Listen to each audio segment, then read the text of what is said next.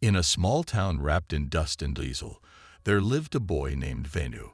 He is 17 years old, lanky, hair always messy, eyes deep as monsoon wells. He rarely spoke, maybe a word, a nod, or a glance when needed.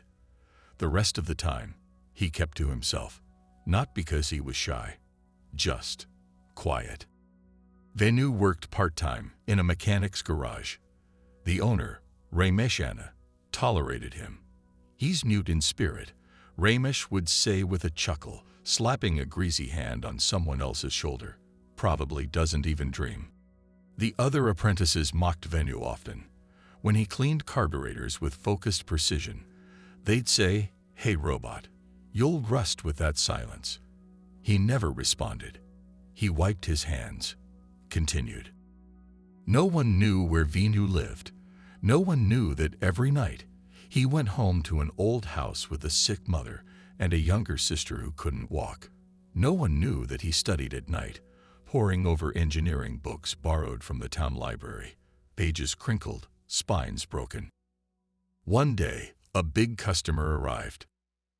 A broken-down imported car, the mayor's son, fancy and frustrated.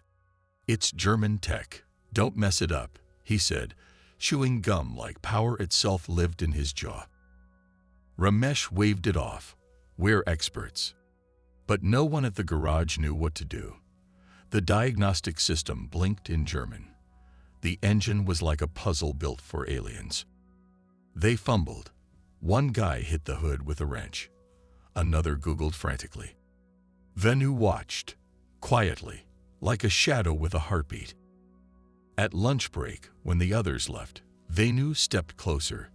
He popped the hood, listened, not with ears, but with intuition. Fingers danced across wires. He remembered what he'd read in a borrowed manual 3 weeks ago. He saw the fault. A bypass sensor fried. Rare, almost invisible. He worked for 30 minutes.